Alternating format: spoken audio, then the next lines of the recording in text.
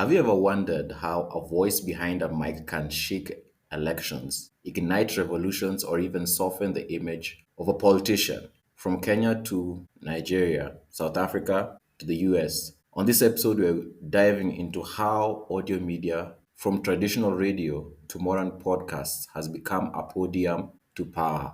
And this is why I've decided to title this episode Podcasts and Politics, the Podium to Power. This is usually not my normal content, but I really found it as a very timely discussion to have, especially what we're going through in this country, Kenya. And just wanted to share with you guys the role that I feel I have and other podcasters like myself have in these very tumultuous times. Now, for the next 20 minutes, guys, we're going to tune into the airwaves that changed political winds here and all over the world. Now, guys, allow me to just rewind. Long before Spotify feeds and the Apple podcast, the radio was already setting the stage for revolutions. In Africa and the West alike, the mic has always been more than just a storytelling tool. It's been a sword, a shield, and sometimes a smoke screen. Why audio? Because it travels across curfews, across rural towns without Wi Fi, across borders and beliefs. Whether it's a colonial governor trembling at a nationalist broadcast,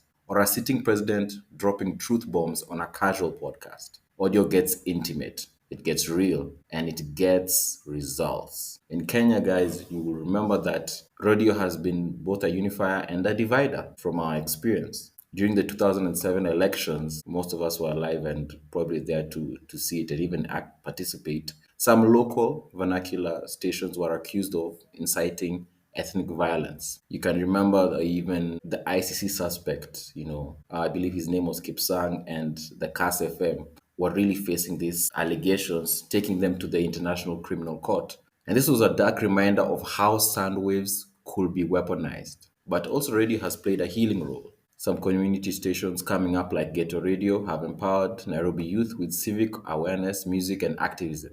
Some of us even got to listen in and listen to one of our most and our favorite uh, radio presenters who came up from there, the Mbusi and the Lion. It reminds me back in my school days where I used to listen to them. And the good thing is that it's proof that airways are a mirror of intention. They reflect what we feed them. Now, in Nigeria, radio stations like Repower and Wazobia, I believe that's how you call it, have long been essential platforms for political discourse. During military regimes, underground and pirate radio stations amplified voices of dissent. More recently, podcasting is catching fire in Nigeria. Figures like Ireti Bakare Yusuf and Aisha Yusuf are increasingly using audio platforms to speak truth to power. The hashtag and SARS echoed through radio and podcast shows,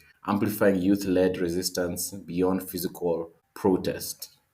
And particularly the end SARS hashtag really caught up, especially also on Twitter at the time. Many also celebrities got to join in. I remember Davido actually showing up to protests. And even Nigeria also has some history with uh, radio getting used for political reforms. I think I remember studying about Radio Biafra, whereby it was really one of the platforms that were used to have that discussions of secession. So some Nigerians who are listening to me right now can confirm that. But yes, we can see that when these new political statements are coming up and voices and conversations coming up like NSAS, the podcasting and radio shows really helped amplify and see the youth express themselves. Now, going to South Africa in apartheid era, South Africa, I think it's called apartheid.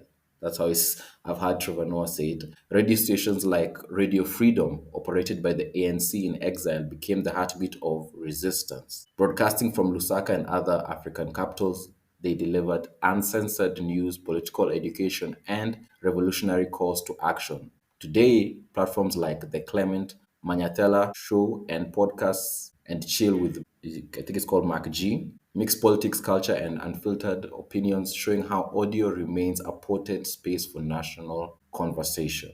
I'm going to the US. I believe there's this president called Franklin Roosevelt. He changed the political game with his fireside chats, calm fatherly messages broadcast into living rooms during the Great Depression. And fast forward to now, Barack Obama co hosted Renegades Board in the USA with Bruce Springsteen. Hillary Clinton has her own show. Donald Trump bypasses the press and goes straight to Joe Rogan or Logan Paul. And Vice President Kamala Harris, she's talking policy on Call Her Daddy. Seriously, that's the power of pod. Intimacy, authenticity, and massive reach. Now, especially if it actually just reminds me for South Africa, I think I remember that there was, or that radio station, I think it was called Radio Freedom. I think South Africans who listen to me can get to verify. I think it was called Radio Freedom, whereby the ANC leaders and got to Nelson Mandela and other voices like him had their messages broadcasted to the people, even when he was in jail. So that's really how powerful it is when it comes to social and political reforms and conversations. For the US, we already have seen, I think I would say that Donald Trump mainly got to win through podcasting. His son Barron really got to introduce him to this space to really capture the Gen Z vote, to really come in and express himself in a way that probably is not as traditional media will present him. Just having conversations and it's like talking to a friend. And I think that really changed the tide for him. And that was a smart thing for his son to lead him towards. So asking ourselves, guys, so what makes podcasts different from traditional radio? Word, intimacy. Like I said, sometimes you just get to feel when you see a political figure on a podcast, it feels more intimate, more casual. It feels like you're talking to a friend, you know. You're not just broadcasting, you're building parasocial relationships. Listeners feel like they know you, and some of you do feel like you know me, and you might. And that builds trust, and trust, my friends, is political gold. Trust actually gets people a lot of things, politically, even financially. People buy and vote for people they trust. They're cheap to make, unfiltered, and targeted. You don't need millions, you need a niche. Whether it's youth in Soweto, reformists in Nairobi, or veterans in the US, you can reach them where they are. Podcasts aren't trying to please everyone, they're trying to connect deeply with someone. And politicians are getting to understand this. Podcasts let them escape tough journalism, dodge mainstream media filters, and craft their own image. And with social media clips going viral, even a 30-minute obscure podcast can dominate the next day's headlines.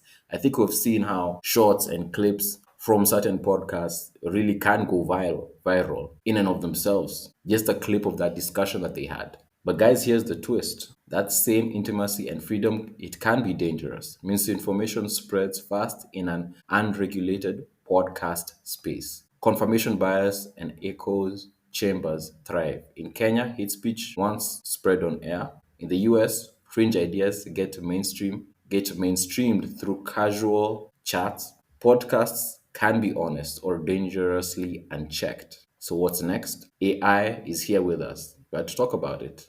I think some of you even have gotten to use the Notebook LM feature and other features and tools like it. We're already seeing AI voices delivering podcasts, writing scripts, even interviewing guests. Actually, myself, AI is really helping me to develop some of the scripts that I'm recording right now as I add in some of the things that I need to talk about while I record. So AI is a useful tool. However, some of it is really help getting to cause the propaganda and the misinformation we've just talked about, especially this VO3, that now it's not just AI can form audio like Notebook LM, but also audio and video. So do we know what's real anymore, guys? It sounds efficient, right, though, that these tools are all there. But can AI build trust? Like we said, trust is political gold. Can it replace that human pause, that sigh, that laugh that makes you feel heard? Maybe not yet, but it's coming. What's clear is this: podcasting isn't a side gig anymore.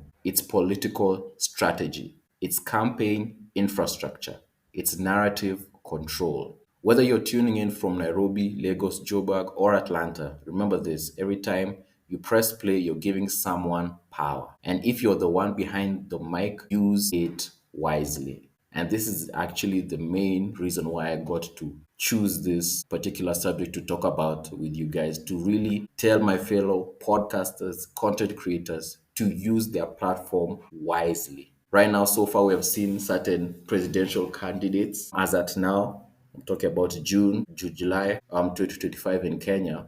There are certain political, aspirants and presidential aspirants rather who are going on podcasts. There's one former Chief Justice who's just gone on a podcast. There's a former Deputy President who went on a YouTube channel which is like podcast like, and it got quite a bit of views. So guys who are fellow content creators and now also you yourself as consumers really get to understand, and I call you upon you to understand and really also filter the kind of platforms that you're tuning into, and also share how you feel about your favorite podcasters, your favorite content creators, getting to give these political personalities a space to share their own ideas. Right now, there is a lot to be dealt with in this country, Kenya, and the time that we're in, understanding also that as a podcaster myself, the reach I'm able to get through the youth and the responsibility that is upon me to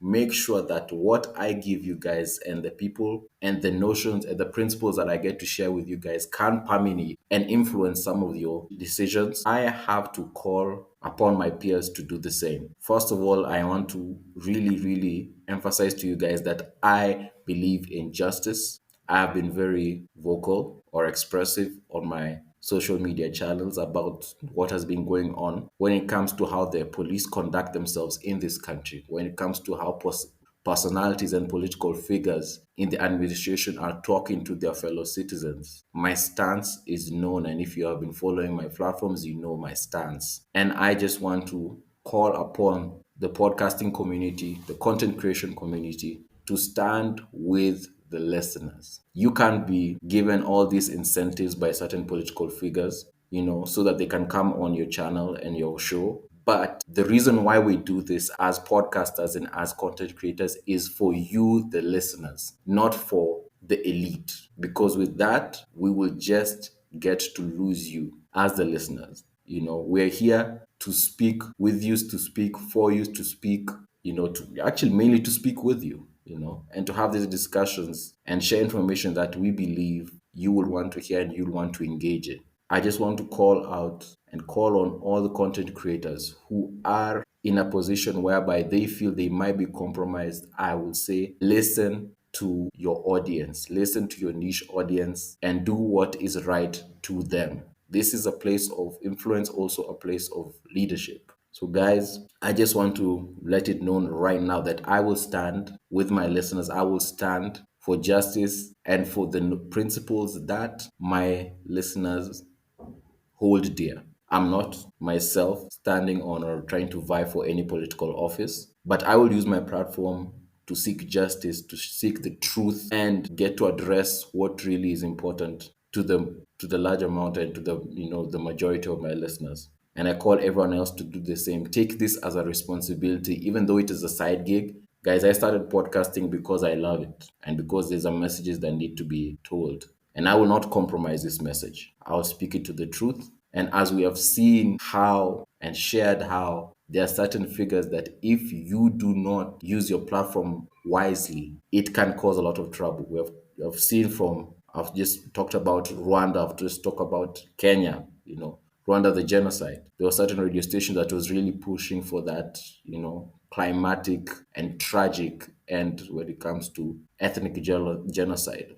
You've seen how one of the ICC suspects, main ICC suspects, was a radio journalist. Let us not use our platforms and our mics to mislead the same people that have granted us their attention and entrusted us to speak into their lives and into their realities. And when we stick to truth, I believe that we will have a consumer base, we'll have creators and podcasters and airwaves that really could push for the change that we need in each of our societies, whether in Kenya, at home, which is mine, in Africa, in the West, and everywhere else. So thank you guys for allowing me to actually talk about this, tuning into this particular episode. I hope it also gets to the ears of other content creators, other podcasters, that as you build these platforms, they're becoming valuable. They're becoming valuable, and so do the political class who have very ulterior motives. So take care.